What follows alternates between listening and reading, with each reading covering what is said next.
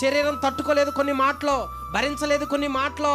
అది తట్టుకోలేక కొంతమంది ఆత్మహత్య చేసుకుంటారు, కొంతమంది కొట్లాటకి వెళ్ళిపోతారు, కొంతమంది హత్యలు చేస్తూ ఉంటారు. ఎందుకు అంటే భారమైన నేరములు భరించలేనివి ఒక వ్యక్తిని అన్నప్పుడు ఆ వ్యక్తి ఏం ఆలోచిస్తారో అర్థం కాదు. శరీరం కొంతవటికే తట్టుకుంటుంది, కొన్ని తట్టుకోలేదు. అరే బీపీ ఉంది ఎక్కువ చెప్పమాకరా అంటారు. అరే హార్ట్ అటాక్ ఉంది నాయన హఠాత్తుమైన విషయాలు ఏం చెప్పొద్దు అంటారు. ఎందుకు? నోటి మాటే కదా, ఒక్క మాటే కదా. ఎందుకు చెప్పరు అంటే ఆ శరీరానికి బరువైన మాట గనక చెబితే తట్టుకోలేదు.